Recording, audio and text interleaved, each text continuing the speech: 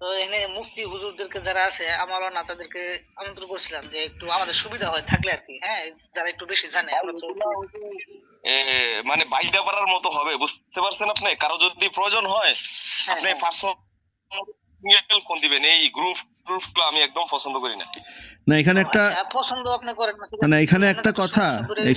এখানে একটা কথা, সেটা হচ্ছে ধরেন আমাদের 4-5 জনের একই রকম প্রশ্ন, তো এখন একই রকম প্রশ্ন কি 5 জন 5 বার গিয়ে আপনাকে ইনবক্স করবে? তার থেকে গ্রুপ কলে একই প্রশ্ন যদি সবাইকে বুঝাই দেন তাহলে সবার ক্লিয়ার হয়ে গেল, সবাই বুঝতে পারলো। ভাই আমি পাঁচভাবে বুঝাবো, সমস্যা নাই, সময় আমার যাবে ইনশাল্লাহ, কোনো সমস্যা নাই। এরপরেও আমি এই জাতীয় এগুলা পছন্দ করি না, কারণ এগুলাতে আপনি যখন জবাব দিতে থাকবেন তখন ওই আপনার মতের সাথে না মিললে আপনি বিতর্ক শুরু করবেন, আর আরো 5 জনও শুরু করবো। না না, আমরা তো বিতর্ক করার জন্য তো আমাদের ইলম লাগবে, আমাদের কারো ইলম নাই, তো আমরা আপনি বলবেন আমরা শুনবো শুধু, বিতর্ক আমরা করব না। বিতর্ক আপনার সাথে করার মতো ইলম আমাদের কি আছে? না না, ওইটা কার যোগ্যতা আছে কার নাই ওটা আল্লাহু আলাম, আল্লাহ ভালো জানেন, এটা ওইভাবে বলা যাবে না। কিন্তু আমি দেখছি এই ধরনের গ্রুপের সাথে অনেকবার এড করছে, ওই পরবর্তীতে আর ঠিক থাকে না, পরবর্তীতে ওই সমস্যা হয়। না একটু আমাদের কিন্তু আমাদের কয়েকটা প্রশ্ন, শুধু খুব বেশি প্রশ্ন নাই, আর আমরা কেউ তো সেরকম কেউ আলেম না, আমরা খুব সাধারণ মানুষ। সাধারণ মানুষরাই ভাইজান ইসলাম ভালো বুঝে, যারা আলেম তারা এখন আর ইসলাম ভালো বুঝে না, তারা এখন ওই যে পেট পূজারি যেটা ওইটা করে আলেম যারা। না সেটা তো এখন আলেমরা যদি সেটা করে সেটা আলেমদের ব্যাপার। এখন কেউ যদি কোরআন হাদিস পড়ে ইলম অর্জন করার পরেও যদি কেউ ইসলাম না মানে, তো তার দায়ভার তো তার ব্যক্তিগত, এটা তো আমাদের উপর পড়বে না। আপনাদের উপর পড়বে না, কিন্তু এখন ওই তাদেরই রমরমা বাজার, এখন আর ওই যারা সলিডটা বুঝছে এবং আমল করার চেষ্টা করে তাদেরকে কেউ মূল্যায়ন করে না। না আমাদের একটা প্রশ্ন, সেটা হচ্ছে ইসলামে খতনার বিধানটা কেমন, এটা আমাদের একটা ছোট একটা প্রশ্ন। খতনা বাচ্চাদেরকে যে খতনা করায়, হ্যাঁ খতনা তো একটাই, খতনা তো আর দুই রকম হয় না। ভাষার পরিবর্তন আছে, বুঝান জবাব দেওয়ার আগে। খতনা বা মুসলমানি যেটা আমরা বলি আর কি, মুসলমানি বা খতনা, এটা এটা হুকুমটা কেমন? এটা সুন্নাহ। সুন্নাহ, এটা কি করাতেই হয়? এটা না এরকম বিষয় না যে এটা না করাইলে একেবারেই আপনি গুনাহগার হবেন, তবে ওইটায় ফায়দা আছে, আপনার সফলতা আছে, আর ওইটা না হইলে ক্ষতির সম্ভাবনা থাকে, রোগ ব্যারাম এই বিষয় এরকম। এমনি ইমানের দিক থেকে যে খুব বেশি জোরালো বিষয় তা না, তবে সুন্নাহ, যেহেতু সুন্নাহ আপনি কেন ছাড়বেন, এটা হলো একটা বিষয়। একটা বিষয় হলো এটা করাইলে অনেক রোগ ব্যারাম থেকে মুক্তি পাওয়া যায়, বিজ্ঞান প্রমাণ করে, বর্তমান বৈজ্ঞানিক যে থিওরি গুলো এগুলো প্রমাণ করে। না করাইলে ইমানিক ভাবে খুব একটা ক্ষয়ক্ষতি নাই, তারপরও সুন্নাহ যেহেতু একটা আমল, এটা আপনি কেন ছাড়বেন? হ্যাঁ কিন্তু বাংলাদেশে তাহলে প্রতিটা মুসলিম পরিবারে খতনা বা মুসলমানিটা করায়, তার মানে এটা একটা সুন্নাহ, এবং সুন্নাহ পালনের জন্য কি এটা করা হয়? এখন যে সিলসিলা ভাই আমাদের, এখন শুধুমাত্র ওই ইসলামের বিধানটা আমরা পালন করি এরকম না, এখন ওই পূর্বপুরুষরা করে বা করতে হয় এইভাবেই বেশি করা হয়।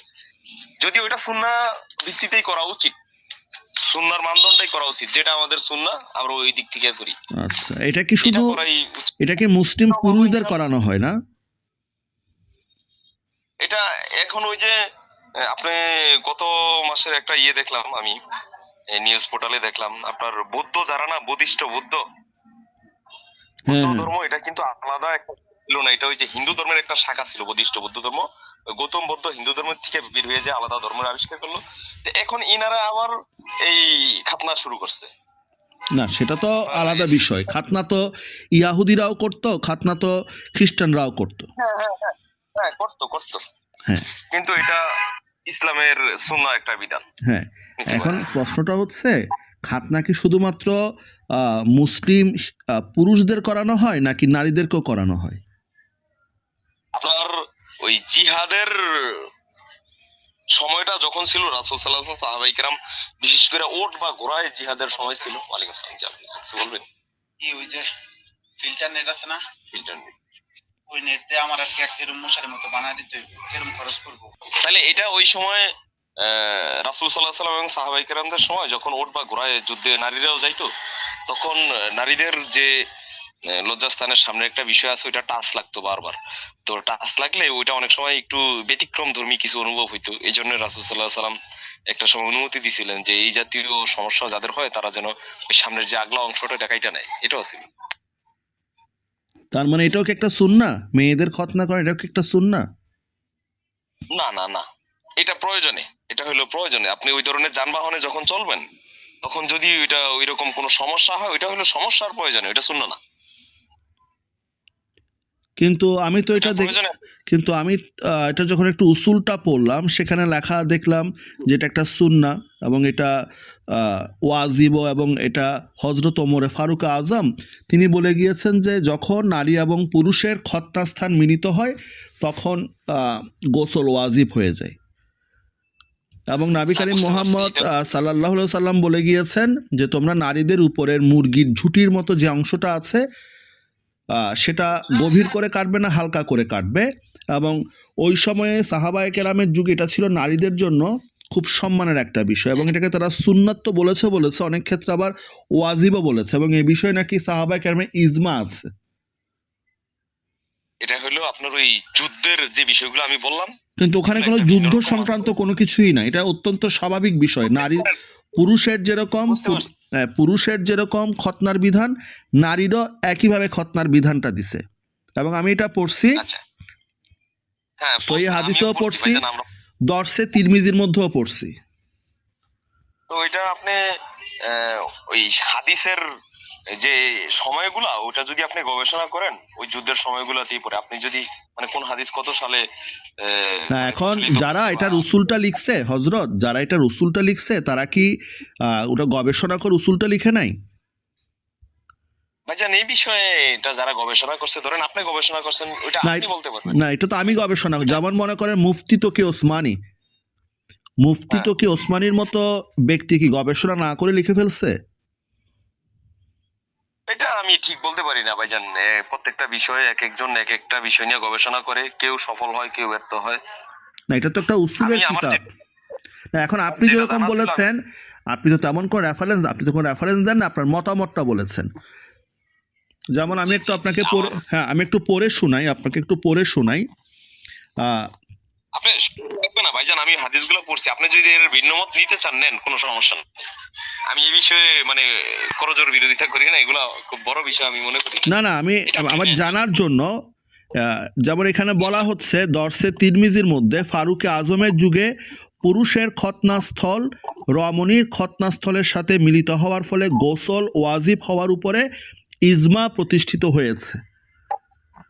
জি ভাইজান, আমরা কথা সংক্ষেপে বললে আমি বুঝতে পারি, এই বিষয়টা নিয়ে আমি খুব বেশি না, আপনি আগাইতে মনে না চাই না। করেন, এখানে বলা হচ্ছে যে এটা এখানে শক্তিশালী মনে করেন এখন এখন তাহলে আপনি কথাটা বলেন। হচ্ছে যদি পুরুষের খতনাটা ওয়াজিব হয় বা সুন্নাত হয়, তাহলে নারীর খতনাটাও সুন্নাত।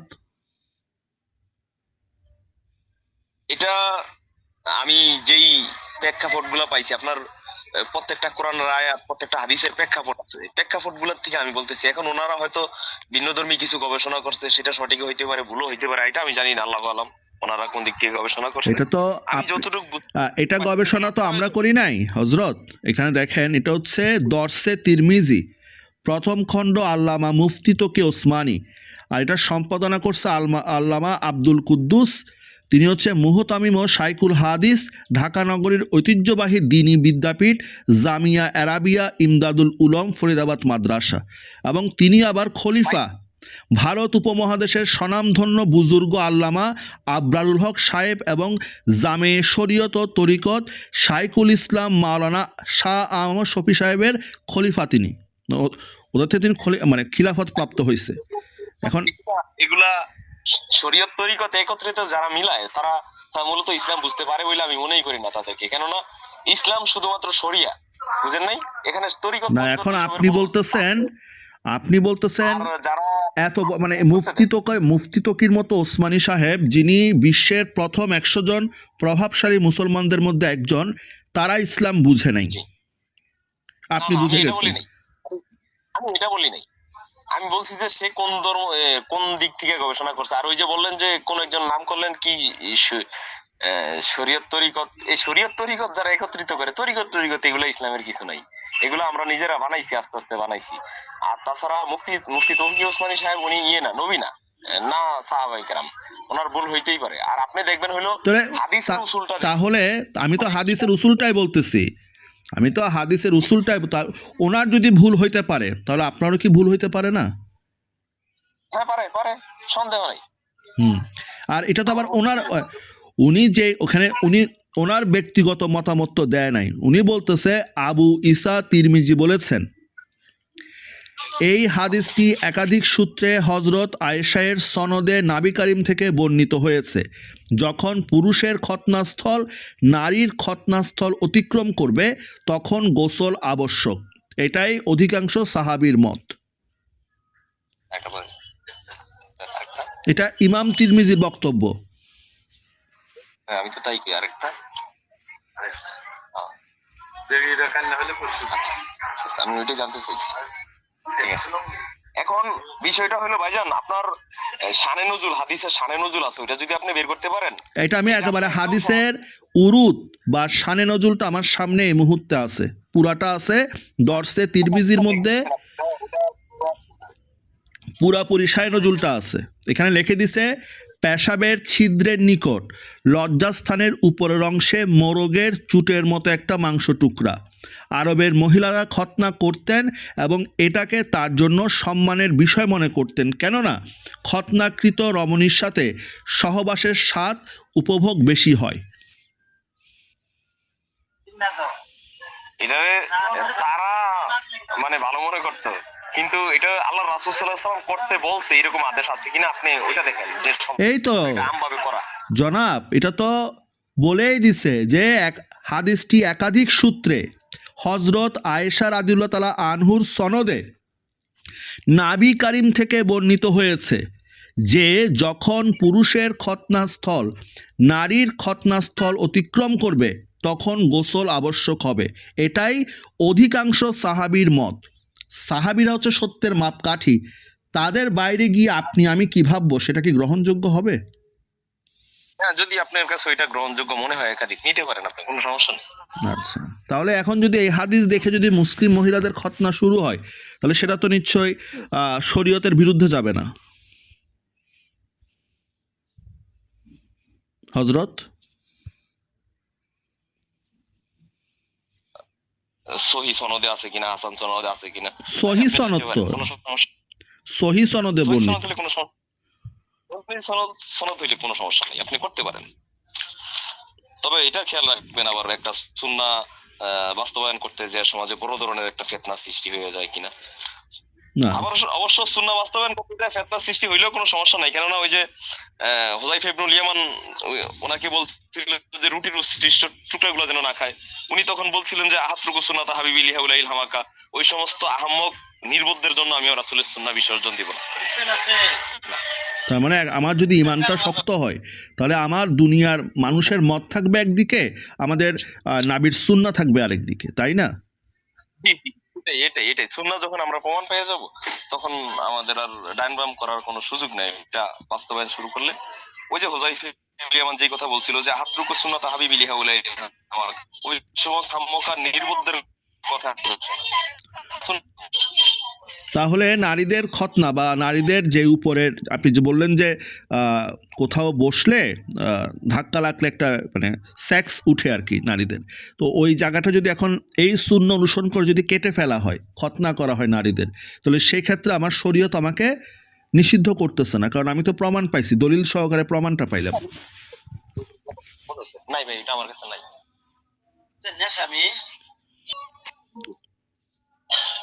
তাহলে নারী না মানে নারীদের খতনা করাটা শরীয়তে বৈধ করা হয়েছে, মানে এটা নিয়ে একটু কনফিউশন ছিল, আপনি তাহলে বলতে